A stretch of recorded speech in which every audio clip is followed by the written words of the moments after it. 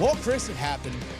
Brian Burns is no longer a Carolina Panther. He's being traded to the New York Giants. Breaking news here, folks. No intro today. By the way, that's Chris Lea, Dennis Cox, Panthers Playbook. Like, subscribe, leave your thoughts in the comment section on Brian Burns being no longer a Carolina Panther.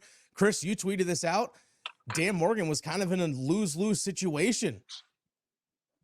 Absolutely. And I know it's going to be very easy to be upset with Dan Morgan at this point. But honestly, look at what his predecessor did before. He passed on two deals that would have given the Carolina Panthers first round picks for Brian Burns, right? So Dan Morgan basically is working with the hand that he was dealt, right?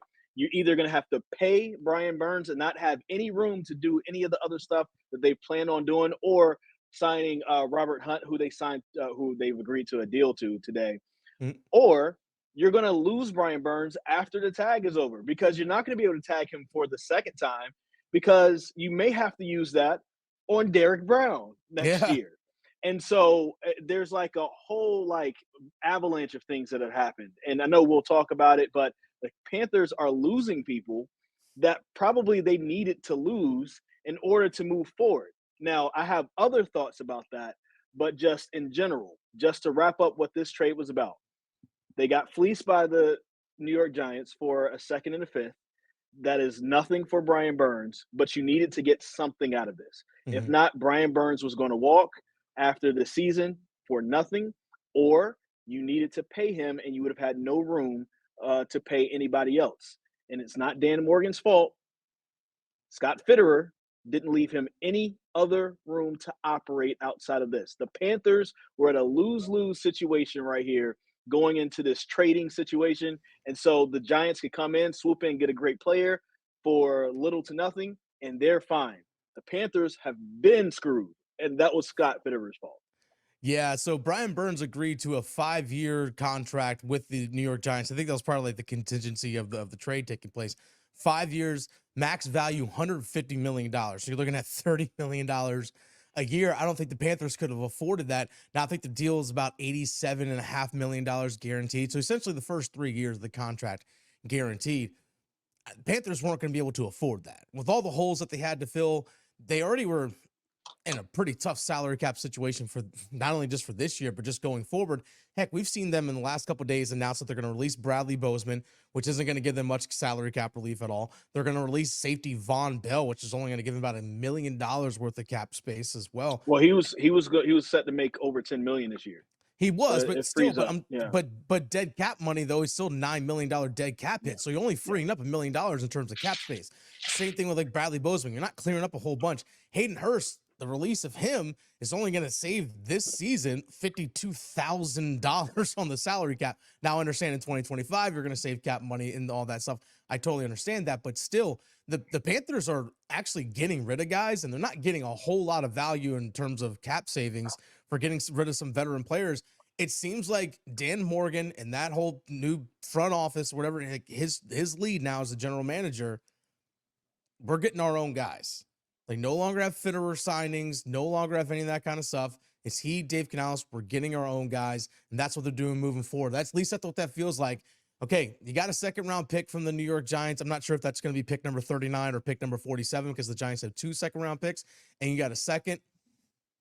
I mean, you got a fifth on top of that, but nonetheless, I don't think they're going to be able to sign Brian Burns to that deal, like you said, and then still pay Derek Brown, especially when you see Christian Wilkins get a 4-year, $110 million deal as an interior defensive lineman. I'm sorry, Derek Brown's probably thinking dollar signs in his mind right now, too. And this is a long-term play. You brought up Oh, the dead 100%. money for this year, but then we talk about 2025. Mm-hmm. The Panthers are going to have some room to operate, either to help Bryce get more weapons to protect or whatever. Because if you think about it, we've said this on the show a bunch of times, Dennis. They're not going to have a lot of room to one sign people, and already you have some taken away because of the signing of Robert Hunt, which we'll talk about that. But then also, like, they didn't have a lot of draft capital. Now they get 2 more draft picks back, but you still don't have a first. You have another second, and you have another fifth. So at the end of the day, like, no matter what they did, you're not going to be able to like have a complete turnaround this offseason. So you needed to make a few moves to give you some room and some play for next year's offseason and for the year after that. and this is pretty much where they are. And I didn't necessarily expect to lose 4 starters from the defense, but essentially, you knew that it was possible to really lose 2. And I kind of, in the back of my head, thought that Brian Burns may not be playing for the Carolina Panthers. Frankie Y- Louvu may not be playing for the Carolina Yeah. Panthers. And we lost Von Bell. We lose Dante Jackson. That's another guy that we kind of somewhat expected to be gone. And so, this is a real rebuild instead of what we were the bill of goods that we were sold before in 2020 and in 2023. We were told that no, we've got enough on this roster. We can go win now. Did we win now? No, not you won the Do we first. win? You won the Chicago Bears the first overall pick. That's what you won. We didn't win, okay? And in the process, Scott Fitterer traded away all of our picks for Sam Darnold, for Baker Baker Mayfield, Mayfield. for Matt Corral, for DJ Johnson. You know what I'm saying? Like, so right now, Dan Morgan is cleaning up. So for all the fans out there who may be mad at Dan Morgan, what else could he have possibly done? Yeah. By the way, the 5th round pick is actually a 2025 5th round pick. So you're not going to get that So pick it's not until even this next year. Not even this Okay. year. It's next year. So I think it's going to We're be the finding higher. this stuff out as we go along. Exactly. So I think it's going to be the higher of the 2 picks. But nonetheless, you look at this defense. No more Brian Burns. No more Frankie Louvu. They're going to release Dante Jackson. They're releasing Von and Bell. That's 4 starters off your defense. Yeah. That's 4 guys you got to replace. Mm-hmm. 4 guys got to replace. It's the rebuild. It seems like the way things are going to go, at least this offseason, it's building around. You had something to say here, Chris?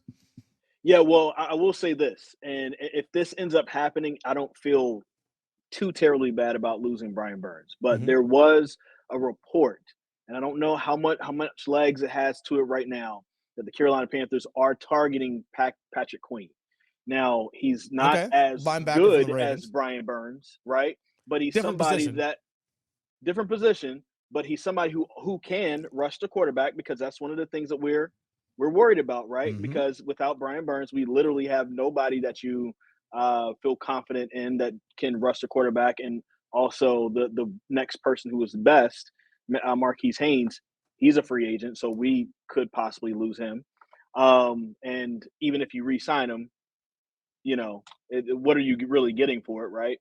So if that happens, at least you're getting like somebody from a legit defense, number 1 defense in the NFL, to come in and help anchor that defense. And so, it's possibility you can get a few pieces here or there to fit in, and it could be a little bit cheaper than what you already had. By the way, Brian Burns, New York Giants are at the Panthers this coming year.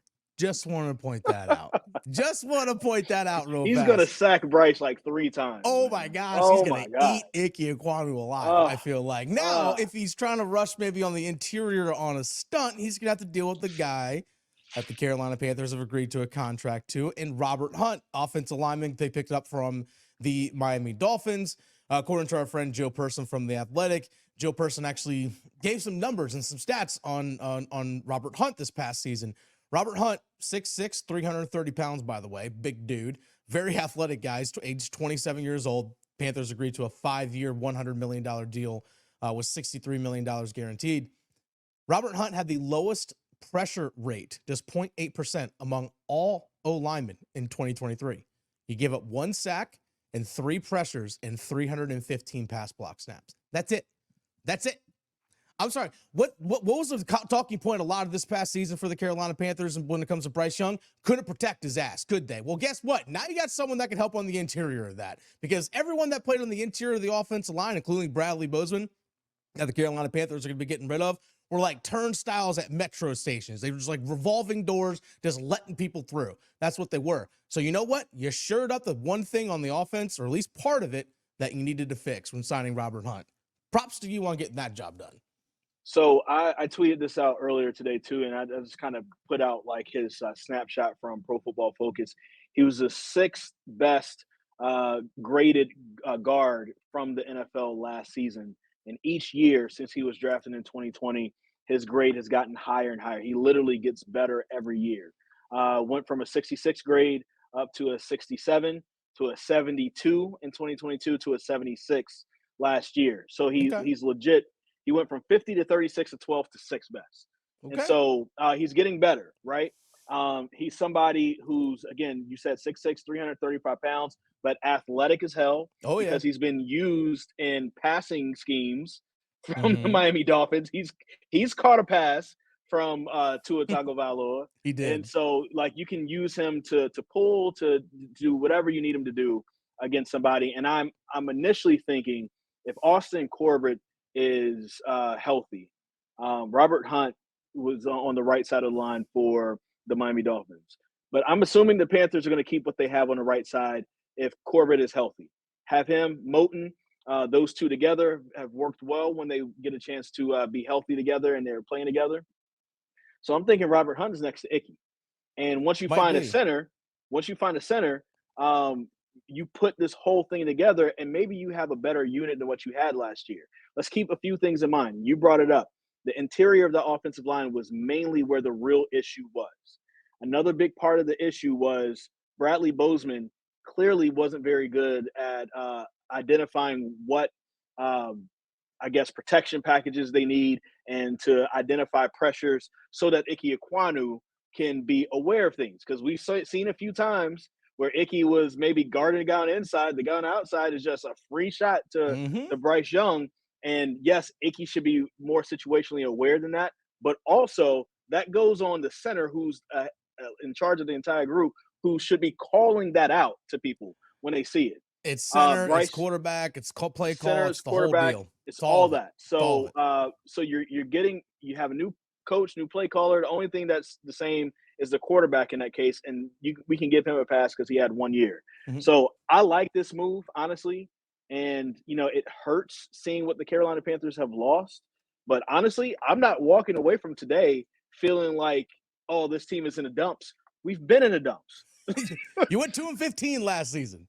We've been in the dumps. Yeah. So, like, to if you keep doing the same thing over and over again and keep failing, that is what insanity is. So you've got to do things that feel like it hurts in the moment. So we're not going to have Brian Burns. It hurts. I love Brian Burns. I would Mhm. love to keep him there. But in order to move forward, some people are going to have to get cut. It's just how it is. Yep. And you've got to expect this because this is going to Yeah. be a completely new team under a completely new regime. When you go 2-15, no one's job safe. Simple as that. Even your Nobody. best players. When you're 2-15, Nobody. that's just how it works. Nobody. Well, that's Panthers playbook for this week. That's simple as that. You know what? We said it. This is a rebuild year. This honestly feels like just a complete reset. Dave Canales, Dan Morgan, the whole group, restart this sucker. That's what was needed. Restart this sucker. You know what? Yeah. It stinks you don't have a first-round pick this season. Someone else is going to have it for you. But you know what? You got to start somewhere. I expect this by 2026. In all honesty, take a couple years to really rebuild this. Dave Canales, build the culture up, really start to establish what you want to do, get the right guys that you want, not someone else's signings, not someone else's draft picks, the guys that you want, get them in the locker room, and then move forward. I just want to bring this up really quick. I was Sure. listening to Sheena Quick, who was a huge, like props to she her. had this first, I believe, saying that this was a possibility. But I went into her room the other day, and they were kind of talking today. I don't know. I said the other day. Earlier today, a few hours ago, they were talking about this potential trade, and a lot of the Panthers fans were saying stuff like, "It feels like everybody good that we have, we end up trading them away." And I guess that technically is the case since Scott Fitterer, right before we had the problem with Marty Hurney, where he'd overpay for guys and we keep them maybe for too long. I would say to Panthers fans this: be patient with Dan Morgan. He's cleaning up a huge mess right now. And, this, I don't think he can be 100% graded on what he does this offseason because a lot of this offseason is just literally getting back to square one. Can we get a nice foundation? Okay, now we need to build on that foundation 2025 and beyond. And so he's just making sure there's no cracks in the foundation right now. There are plenty of cracks that he needs to fill in. and that may mean to also move a few pillars that we were expecting to have. So I just want to put that out there. It's going to look different. This is going to be another painful year. Mm-hmm. But me and Dennis are right here for the ride with you guys. Yes, we are. We're That's your why you got. therapists. That's why you got to subscribe right here on 99.9 The Fans YouTube page, and that's why you got to smash that like button and leave your thoughts in the comment section below. We If are you your hate it, therapists. we are. We're here for you to vent. And you know what? Vent in the comment section. If you hate it, say so. If you like it, say so. Let us know in the comment section below. But again, make sure you stay subscribed here on the Fans YouTube page. That way we can always keep you updated on all the stuff that's happening. Until next time, be good to yourselves and enjoy the beautiful sunshine that we actually do have here in the state of North Carolina. And if you ever see us, ask for a hug because you might need it this year. Yeah, well, we need a lot of hugs.